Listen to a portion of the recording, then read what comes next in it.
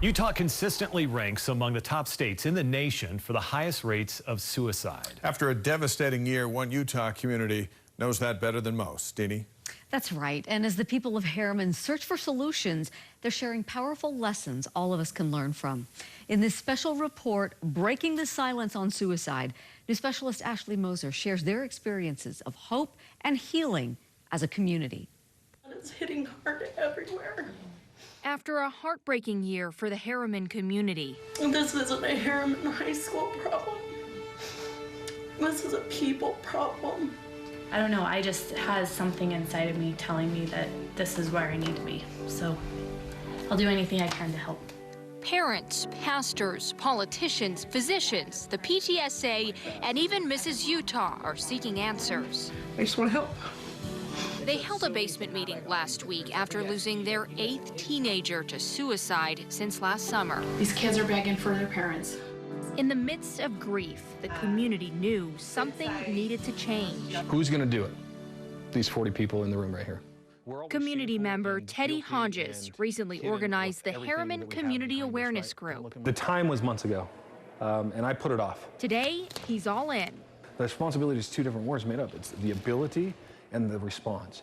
So I have the ability. Now they're making plans to take action, organizing classes and support groups. We put that out there. Raising awareness on Facebook and reaching out to local experts. I mean, in a matter of days, we had 300 people in our group. They want to feel loved, they want to feel cared for. Another family also took a proactive approach. Mike Cherry shared his own son's experience at Harriman High. He experienced it, a lot of bullying his sophomore and junior year. And I began to go into a big, deep depression. And Ryan considered changing high schools. The school was the place that was causing him so much grief and so much pain. Yeah, let's start. But instead, Ryan decided to do something about it. To make them feel welcome. He borrowed an idea from Bingham High School, the Golden Gate Club, designed to help kids feel included. They write positive notes for students, host socials, and try to be a friend to everyone. Invite them to sit with me at lunch and to have a conversation with them. After only a month at Harriman High, they have about 160 members who are eager to make a difference. They plan to be official next fall. I immediately wanted to be a part of it. That's always been something that I try to do, is just reach out. We have to inform our community, our classmates, our teachers, our siblings, our families. We have to talk about it. Everybody wants to blame the school. Dr. Greg Hudnall warns against pointing fingers. He's a national expert on suicide prevention. We have to figure out how to resolve this. We've got to have families, we've got to have mental health, we have to have churches, we have to have city leaders, we have to have schools, everybody together. Dr. Hudnall says the solution demands everyone's effort. But if family will set their phones aside, turn the TV off, and just connect, that's an amazing protective factor for that young person. The PTSA is also doing everything it can think of to help the students feel seen and loved. They have something planned every day until the end of the school year. Would you like a mint? And maybe no one said good morning to them. Maybe they're getting themselves out the door in the morning. You want a mint too? For someone to just simply say, good morning, we're glad you're here, is the motive behind our effort. They have Tootsie Rolls. People who don't even have students are showing up, including a local pediatrician. I consider them a part of me and a part of my life, and I care about them a lot. Students say those efforts matter. Because there's so many students at the school that I think kids tend to feel like they get lost. Harriman High School's principal, Jim Birch, agrees. I walk down the hall now, and I stop. I've never seen him before. I don't know who that is. With about 3,000 students, he says it's hard to make personal connections with each of them. To lose one student to suicide is one too many, you know, and we are way beyond that point. This year hit him hard. Heart-wrenching. It's a feeling of frustration. It's a feeling of, you know, guilt. What didn't I do? Birch has committed to visit classrooms more often. He welcomes new ideas from parents and students. The school has offered more counseling along with special assemblies and guest speakers. While it takes an entire village to raise a child, we believe it takes an entire community to save one.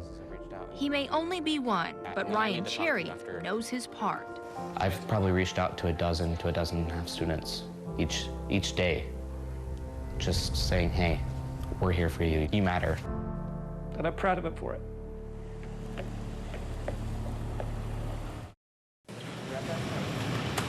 "36-year-old Brandon Baker starts his day at this sheltered workshop doing laundry. Okay, push B as in Brandon. He doesn't talk, but says everything he needs to with his hands and a smile. Well, Brian's good friends. He waits for everybody, makes everybody smile, makes everybody happy. Very keen to people's emotions, very keen to how a person's feeling that day, and he looks for opportunities to make people happy. But this is only the beginning of Brandon's day.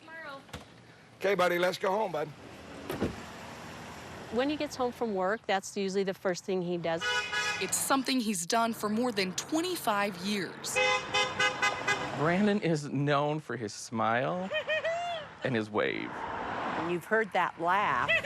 For someone who can't talk, he is the most social person I know. Everyone in Payson claims to be his best friend. I'm his best. I'm his bestie. He's my buddy, no matter where I go, no matter what I do.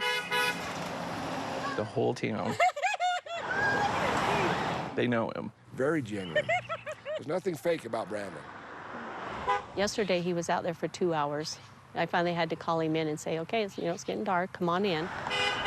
But Brandon's mother, Joanne, he does this, he makes my day happy. Never thought much about his routine until one day a neighbor approached her and said, I have something I need to tell you about Brandon. He actually saved my son's life. She said last year her son was driving up the canyon.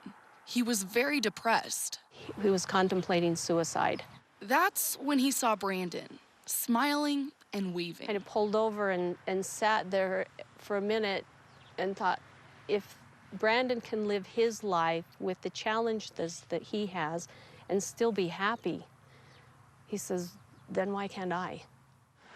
Her son decided to turn his car around and instead go home.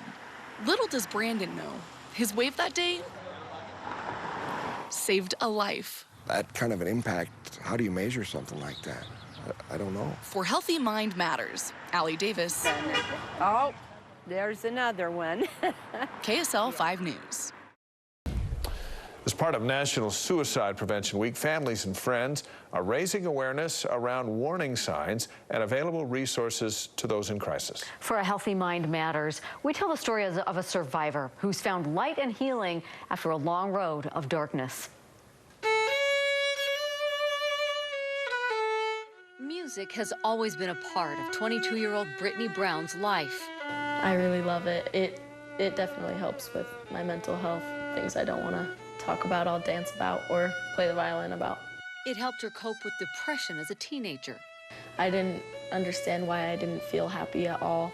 But eventually it wasn't enough. She started self-harming to manage her emotional pain and eventually withdrew from BYU. I wouldn't get out of bed. I never changed my clothes. I didn't brush my hair. I was seriously lower than anyone really knows. Last November, Brittany hit an all-time low. I'm too tired to go another day. I can't even make it through today. Like, I can't talk about next week. Brittany was hospitalized for 11 days. She started on medication and began an intensive outpatient program that included group and art therapy. Brittany says dancing is still therapeutic. Dancing, the role of depression and anxiety and pressure. But she's also developed other skills to help her heal. I know, it's good to see you too. She surrounds herself with positive people, like her best friend Hayden, who has Down syndrome. He's the only person in this world that makes me 100% happy 100% of the time. I know you're gonna beat me. And practices self-care and breathing techniques. Just talking about it, letting it out, writing it on paper. Today, Brittany says she has energy to live for herself.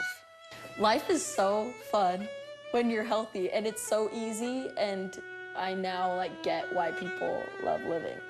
I've not felt this good since I was 12 years old, and I love life.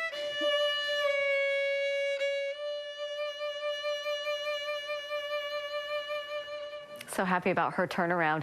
Brittany encourages others who are struggling to not give up. There is always hope and health. Call the number on your screen to reach the suicide prevention hotline 24 hours a day, 7 days a week. There's help available if someone you know or if you are having trouble or suicidal thoughts.